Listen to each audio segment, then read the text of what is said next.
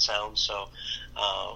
So yeah, it was just a gift given to me, and then eventually I got into the electric guitar. But I really started learning how to play classical guitar when I started. So, what was your first electric guitar?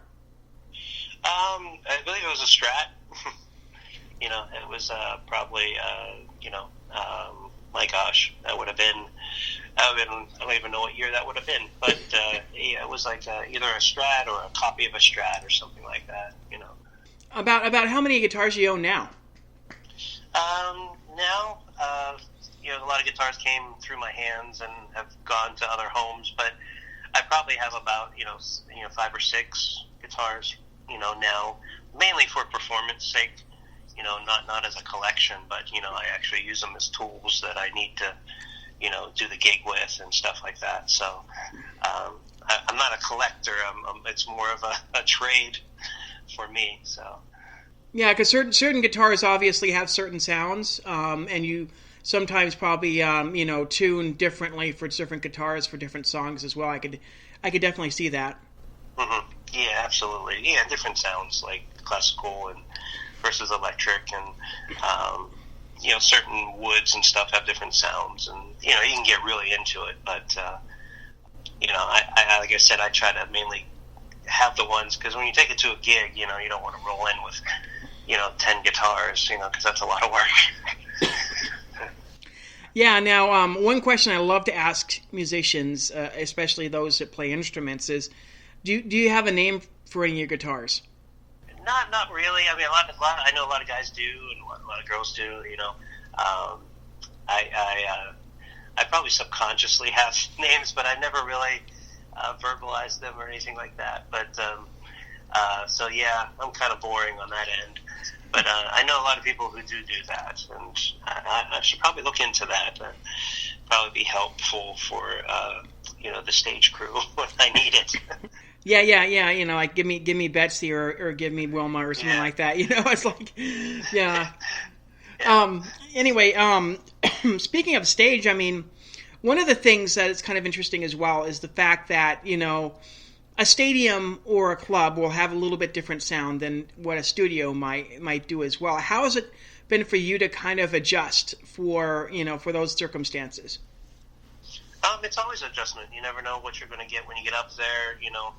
One of the things that you run into playing live is, fog machines, or haze machines. They make your strings sticky, so you have to kind of prepare for that. Or if it's an outdoor gig, how much humidity's in the air, because your hands, you could swell up a little bit, and if they're not as limber as soon as you get out there, and so it's. Even with, especially during the summer, when it's so hot and humid, you don't take into account that, sweat's going to drip into your eyes and you can't see your frets, it's just little things like that you just learn along the way that you really have to learn how to deal with. And so you don't, end up playing everything with the wrong notes, Yeah, I mean, well, another thing too is the idea of the sound. I mean, if you're in a big stadium, obviously you're going to have a lot more space, and it may not sound quite as the same as maybe a smaller club, or that even the fact when you're in the studio, putting down tracks as well as that. I mean, Sure. It's kind of interesting. I mean, do you find it kind of interesting when you do play songs that it does sound a little bit different in those areas? Well, yeah, and as the guy who's up, when you're up on stage, it all depends what type of monitors you have and everything. In-ear monitors sound completely different than having external monitors, and I never know what the house really sounds like because I'm behind the monitors, and it's you really have to sort of like learn to live with this is good enough, and and sometimes, the people who are usually out in the audience doesn't really hear the same thing you're hearing. So you really learn to adjust on the fly, and you always do your best. But yeah, the sound, is different from a larger place because you get the reverb hitting off the back wall versus a small club where everything's real close, and so many dynamics that come into play with how many people are there and all that stuff. So, but it's always fun, playing live is what you do. Going back to the studio, I mean, what was it like the first time you came in? And I mean, obviously you've learned a lot, since your first time there as well. Tell me a little bit about the experience of going into the studio and recording tracks and you said learning a couple things about what what your guitar sounds like on tape and when you have to redo a certain section of a song, or tell me a little bit about that.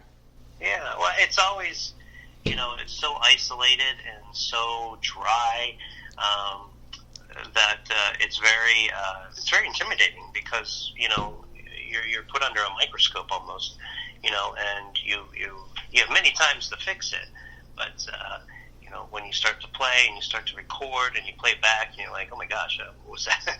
That sounded horrible.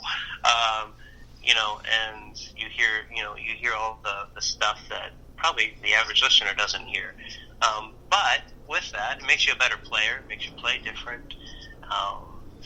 But yeah, it can you have to take a few takes in order to get relaxed and hopefully forget about that the engineers sitting there listening to you, and so you become your worst critic and but at the same time it really matures you as a player and as a musician, and you just learn a lot along the way. And I don't know if you ever really get comfortable. You have to respect the studio, because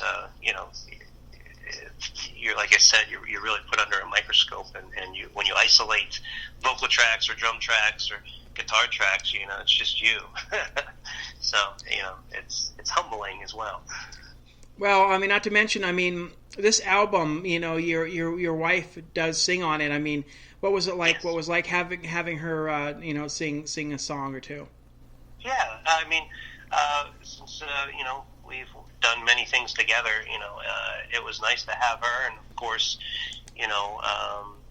she allowed me to sort of coach, what I was looking for in the song. So we went into it with a good attitude. Those things can be really difficult, when egos get involved. But it seemed to work really well together, and it was pretty smooth actually for us. How was it for her to kind of work with you and inside the studio and just, again, you're kind of almost under the microscope a little bit in terms of how you perform. Mm-hmm. I mean, she does trust my judgment. She was, since I wrote the songs, it's kind of like, well, what are you envisioning? What are you wanting to hear? And then, I don't micromanage. I'm like, I just say, hey, this is what I'm looking for. This is the type of sound I want, but make it your own, I'm not really picky on no, that riff you didn't hit that vibrato enough or something like that. I want her to, have her own stamp on it as well. So, we work together well like that. And, so I think she was quite pleased and happy with how things worked out. And so, I'm sure we'll do more work together. Yeah. Now, I mean, yeah. How's it been for the past year? I mean, obviously the album came out. Did you do any touring at all? We did a lot of shows, and we've done some over the summer and everything. So we were able to do a lot of local shows for some national acts. So we really took the opportunity and to get out in front of people that the national acts are coming through. So we did that this past summer and into the fall, and now we're part of this big Christmas thing that's coming up. So we're going to be doing that here in the city locally as well. So yeah, it'd be interesting to see you out here. I mean, we have a couple of rock clubs out here in Vegas. Vamped being one of the more prominent ones out here. I mean, even in Los Angeles, I mean, there's quite a few as well, which is a bunch of artists getting jumped as well. I mean, it'd be interesting to hear you out here. So hopefully we'll get to hear you on more of a national stage coming up in 2020. I mean, like I said, it's great to be able to hear somebody really kind of, have, really work on that guitar and really have some very, very beautiful music from the guitar, and like I said, it kind of almost is in the forefront of a lot of the music, which I absolutely love. How do you see the scene right now in terms of rock, and how it's progressing? Some people say that it's kind of went to the wayside. Pop's kind of taken over a little bit. But in your opinion, how's it been for you to hear some are you hearing any more good rock out there? And do you feel that that rock is still alive? Yeah, I really think in the mainstream, no, I don't see much rock at all. But on the underground, it's definitely very big, and even guitar playing. There's a lot of guitar playing, a lot of blues, a lot of shredders, a lot of all these guys and girls that are on social media, and a lot of indie stuff that's really, really popular. And and I went to see the big band, big heavy metal band that came through, Iron Maiden. They sold out the arena here when they came through, and so and they're not played on the radio, so. So I think the hard rock and metal hasn't gone anywhere. It's just seems to be more underground than it is mainstream. Yeah, I say it's an interesting turn of events. I mean, I've had quite a few rock acts that have been on the show and all that as well, and they're trying to really kind of start making a little bit more of an impact on there. So hopefully we'll be able to see some stuff like yourself. Make it more into the mainstream a little bit more too. So it'll be interesting to see that as well. Yeah, I mean, how's it been for the audiences to be able to hear you, to hear your music? I mean, have you been getting a lot of positive feedback, especially from like social media and all that? Yeah, we've gotten great reviews, and people are.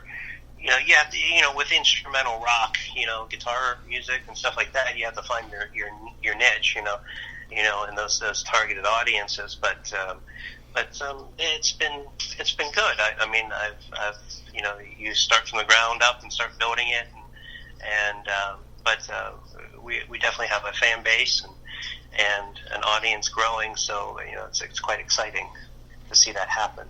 Now, now you mentioned that there's a Christmas show coming up in Pittsburgh as well. Tell me a little bit about that. Yeah, I mean, there's it's just like we're going to be coming in, and we're part of a show, so we're going to be doing a few I'm filling in as a guitar player, not for Trans-Siberian Orchestra, but for some of their songs that this place is going to be doing.